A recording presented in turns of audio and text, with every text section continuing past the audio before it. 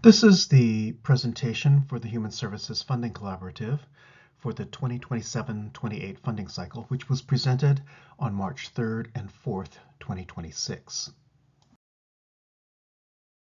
The Human Services Funding Collaborative has participation from 17 cities across King County, which you can see here. Today we'll cover welcome and introductions, a technical overview of the website, minimum requirements, an application review, outcomes, and have time for questions as well.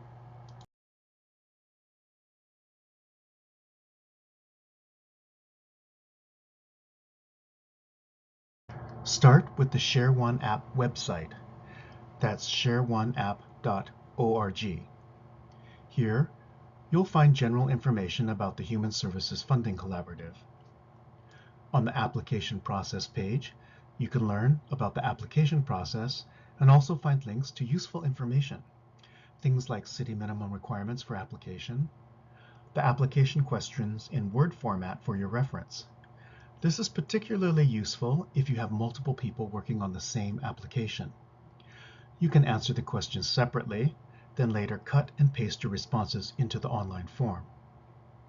Instructions for filling out the program and budget upload spreadsheets. Examples of good outcomes, and a checklist for you to review before you submit your application, just to be sure you didn't forget anything. This is also where you'll download the forms required for submission and find a link to the actual application portal. On the Help page, there are links to useful resources as well as video tutorials on various sections of the application. The application portal is where you'll actually find the online application form. It's at webportal.com/sp/HSFC27-28, but I could never remember that, so I just use the link on the ShareOne app website. The application portal is where you'll access your agency profile, the online application for the 2027-28 funding cycle, and you can also access previous cycles applications and reports if you need to refer to them. When you go to the application portal, you'll see this login page. If you've never submitted an application before, click the Sign Up button and follow the instructions to create a new account. Since each organization can only have one login email, we suggest that you use a generic email, such as hsfc@youragency.org, grants@youragency, or admin@, so that everyone who needs access can sign in. If you use a personal account, when that person leaves the organization, you'll no longer have access to your account. There are detailed instructions on the Help page, and that's at shareoneapp.org/help. If you have used the system before, please do not create a new account. Otherwise, you won't have access to your previous applications and reports. If you've forgotten your password, just click the Forgot Your Password link underneath the eyeball. Before you can begin your application, you have to create or update your agency profile. All existing agency profiles have been put into draft status. Click the Open button on the profile card. Make sure you fill out all the required fields. If there are any blanks, you won't be able to save. Once your profile is completed, you can always come back and update information at any time. The agency profile is where you upload your agency's insurance certificates and annual audit reports. If you had any findings from your audit, you should also upload your corrective action plan here. So let's talk about minimum requirements for a minute. Back on the shareoneapp.org website, on the right side of the application process page is a link for a list of minimum requirements by city.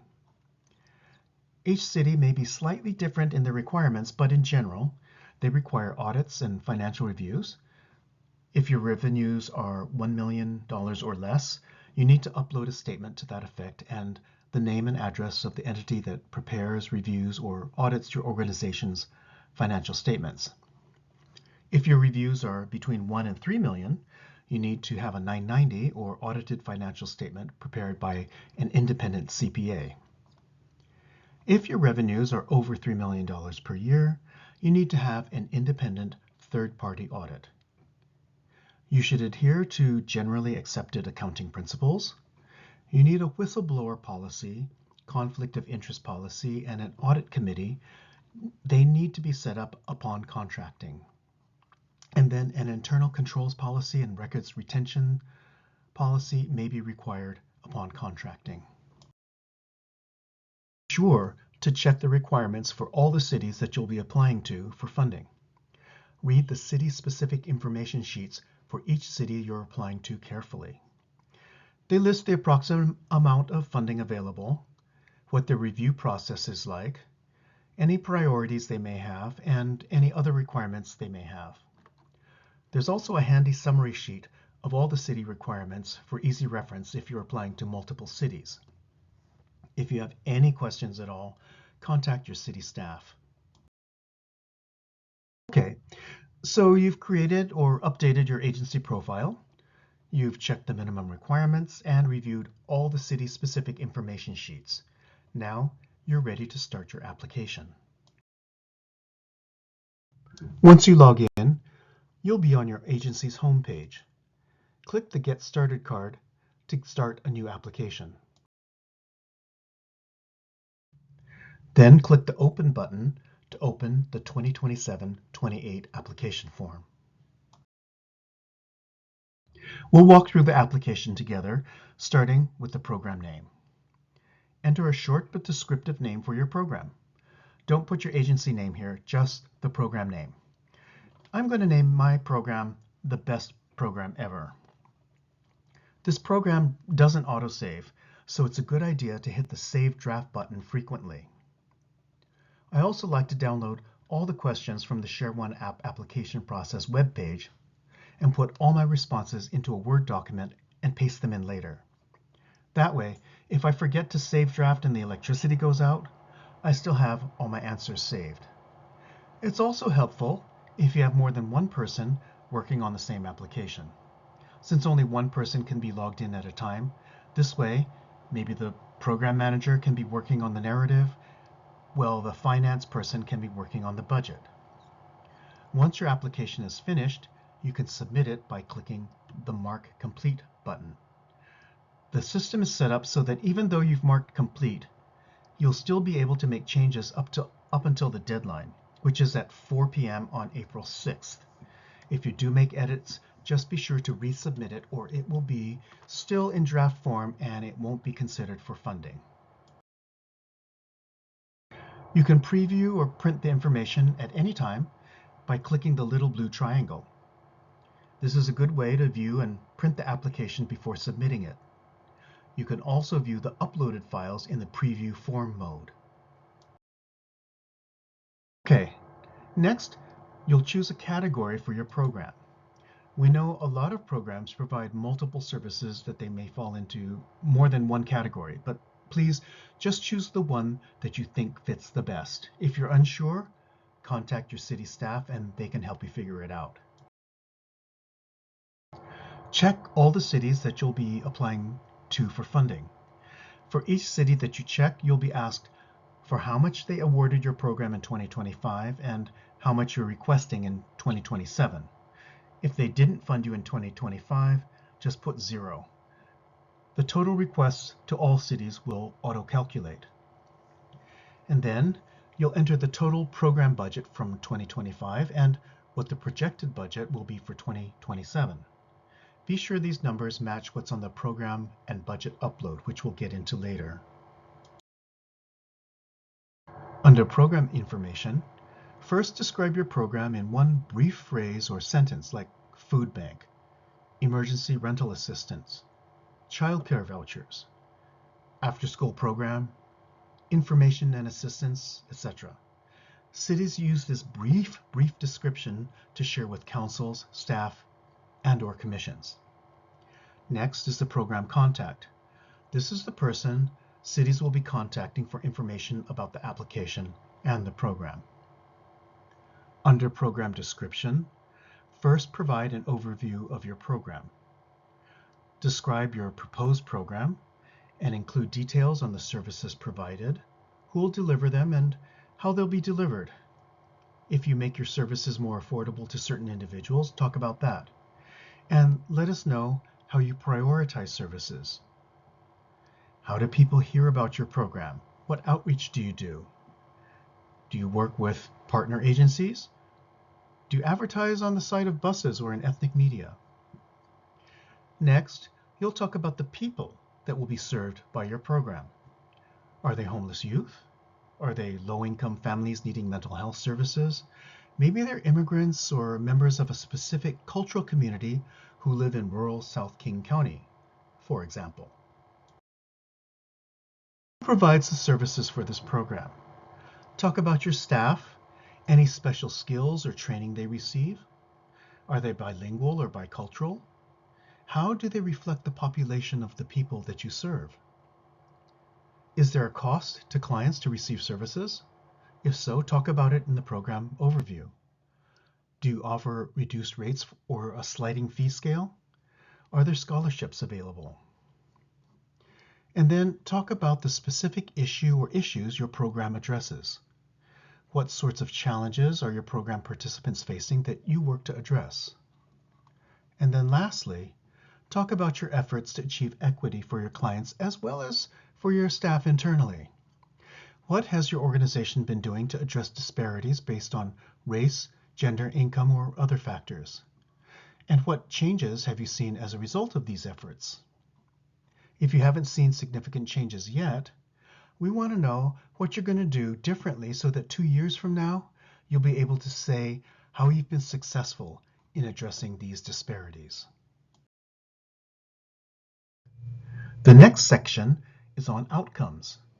There's a training video and examples of good outcomes at shareoneapp.org. You'll want to clearly define what the desired result of your program is, the percentage of people you expect to achieve this result, and tell us how you're going to measure for it. We're going to go more in depth about outcomes in a second, but if you have a second outcome, you would click yes and add it here.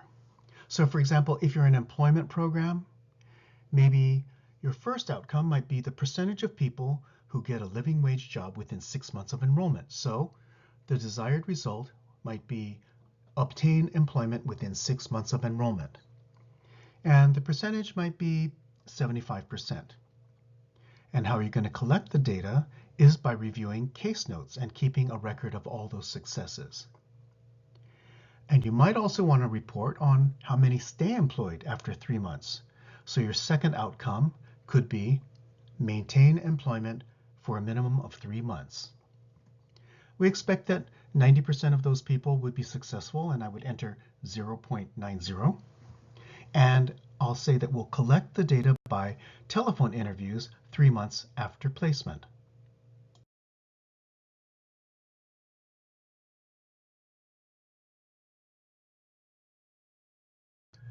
We just want to talk to you about outcomes because that really is about your work.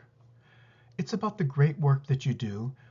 So often, you as organizations have your heads down doing this amazing work with the people that you're blessed to serve, and you forget to think about, how do I tell that story about the difference I've made in the lives of people I'm serving? This thing called results-based accountability is really a disciplined way of thinking and taking action. It's used by communities, or it's used by agencies to improve the lives of children, families, and the community as a whole. And really, it's working backwards, looking at what you hope to achieve, and then thinking about how you know that and how you'll get there. So at the end of the day, you want your programming to achieve that result, and you know that you want to be able to articulate how you know that and how you go there. The difference between service units and outcomes. Service units are outputs. They collect things like number of hours, number of contacts, the amount of food you distributed, and how many bed nights. So they're incremental things that you count that are really important and that we want to know. In fact, all of your scopes of work will contain your service units, but we also want to know once again, what difference did all of those things make with the people that you're serving? What changed as a result of someone working in your program? Your outcomes should show your best work. Things to think about when you're putting your outcome measures together. What are your success stories? What are you most proud of at the end of the day after you've served young people in your after-school program? What changes for the folks after participating in your program? And again, really, what difference did we make? We're asked all the time by our city councils, how do we know that the investments that we make with our taxpayer dollars are really making a difference? This is helping you tell us that story. How to put this in your application is the percentage of clients who are going to achieve this desired result or this outcome that you expect to see as a result of your services. They measure that percentage of desired improvement. Ultimately, they measure quality and not quantity. Your outputs measure quantity. Your outcomes measure quality. So for example, 90% of all clients will be successfully placed in housing. 80% of our clients participating in our after-school program will graduate on time. And in the application, you'll be asked how you measure that. Maybe you do a pre and post survey. Maybe you have a social emotional scale that qualifies that somebody's working on goals in their case management plan. Those are a couple examples. Just remember that data are super important, and we don't want to make this onerous on you, but the more you can understand the data, the more competitive you are, not only for our grants, but also for other grants like Best Starts for Kids, Communities of Opportunities, Veterans, Seniors, and Human Services Levy.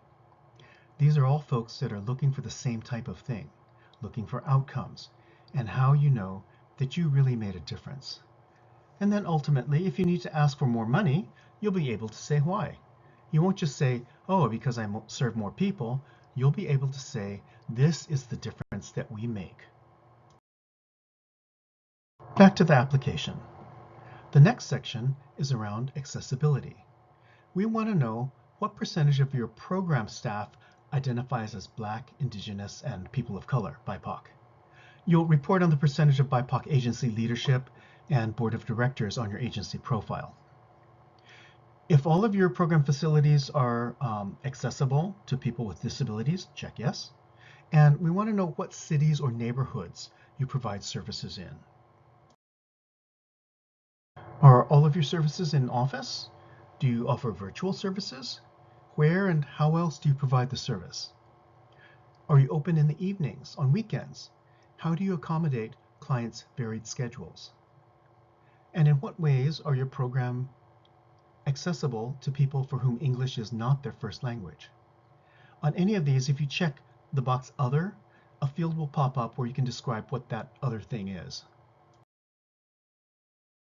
Several cities may be using this application to screen for potential community development block grants. If you're applying to any of these cities, this additional question will come up. Are you willing to accept federal funds? And then there's a section where you can provide any additional information you think might be helpful to reviewers in making a funding decision.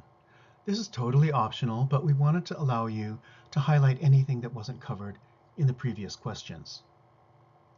We'd also like to know how, if any, changes at the federal, state, or local level have impacted your program, not just in terms of funding, but also in demand for services or increased barriers to access.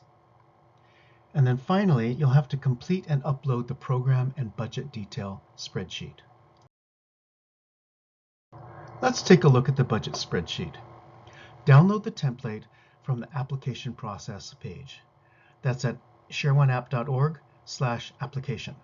And there's also a video tutorial on the website for how to fill this out. I want to remind you to upload the Excel form in the original Excel format. Don't save it as a PDF. Oftentimes people save it as a PDF and it only saves the first page, and then we don't have the complete information. Anyway, if you receive funding from any of the HSFC cities in 2025, you'll want to enter those amounts in the 2025 awarded column. And that's just the 2025 amount, not the 25-26 contracted amount. So it's just the 1-year amount. If you didn't receive any funding, you can enter 0 or just leave it blank. In the 2027 requested column, enter the annual amounts you're requesting from each city for this cycle. These cities need to match the boxes that you checked at the beginning of your application. The difference between 2025 and 2027 will auto-calculate. In the next section underneath, you'll report on other sources of funding like county, state, and federal funds, foundation grants, and any in-kind donation. Use the text box at the bottom to explain your in-kind or other revenues. On the expenses side of the page, list your actual expenses for the program in 2025 and what you expect to be spending in 2027. The third column is for how much of your projected expenses you're asking the cities to pay for by line item. The numbers in this third column can't be greater than the total 2027 projected numbers. And again, don't forget to fill out the city funded column. Don't leave it blank. I just totally made these numbers up, but here you can see what a budget spreadsheet might look like.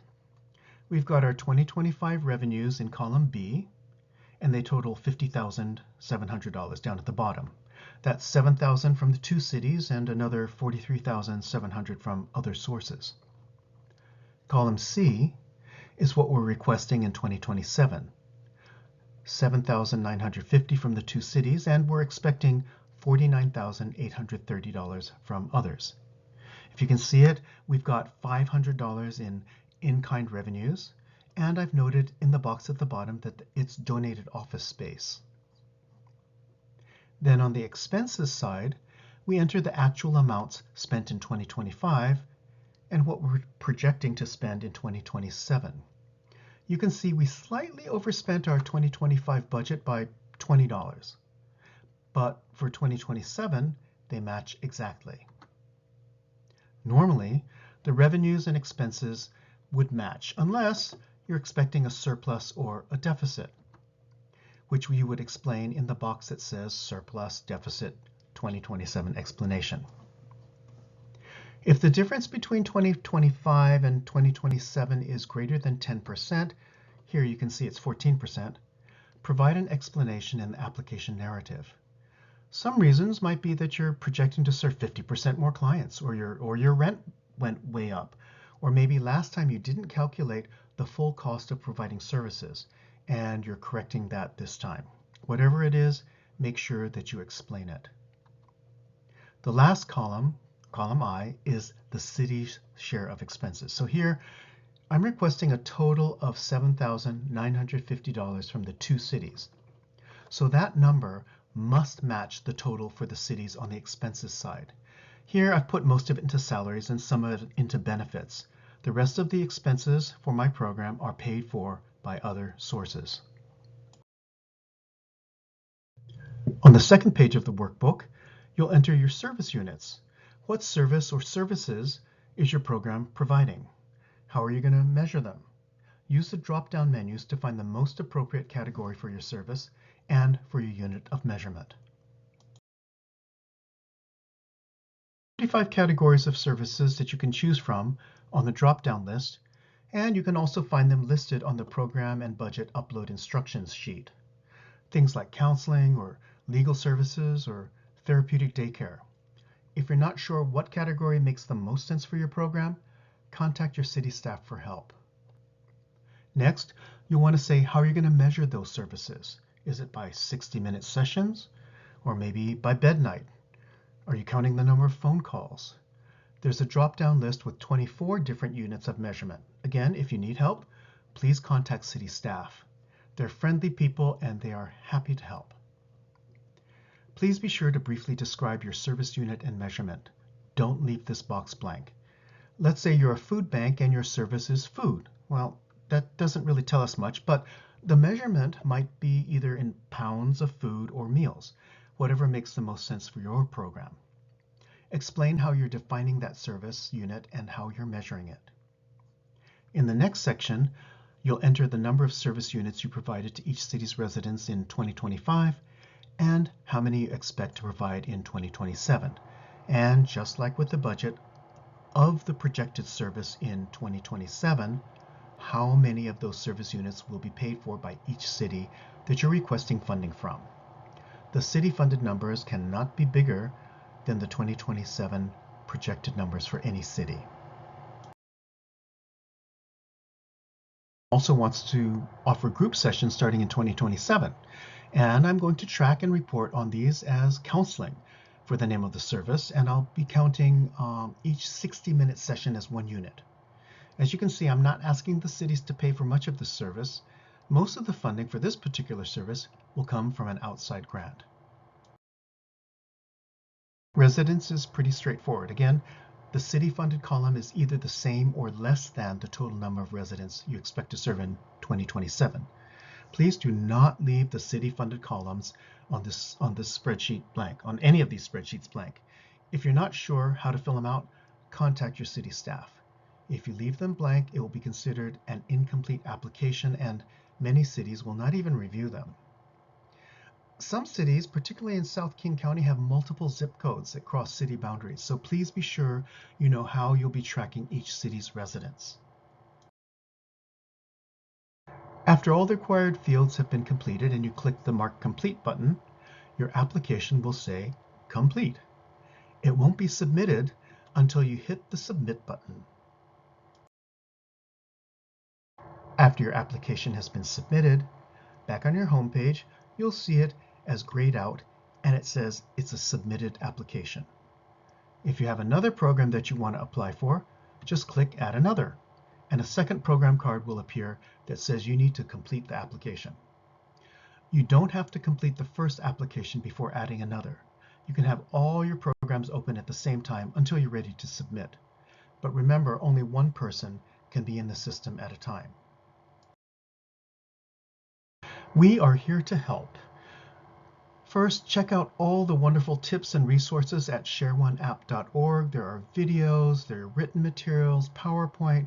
No matter what style of learner you are, there's probably something for you there.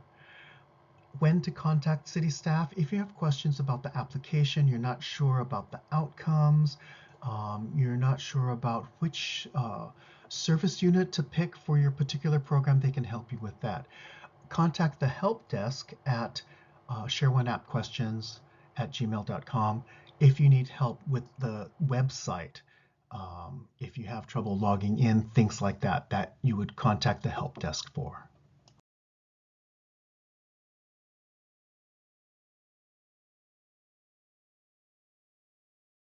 Applications are due at 4 p.m. on April 6, 2026. Do not wait until the last minute to submit your application. We cannot stress this enough. Aim for Friday before. Aim for Friday the 3rd.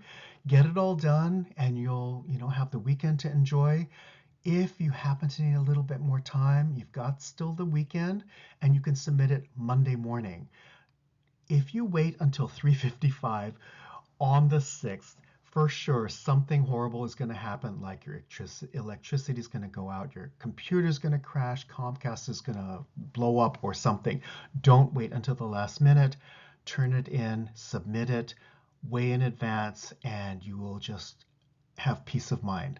If you have any questions, don't hesitate to contact any of the city staff listed on the website, and good luck with your application.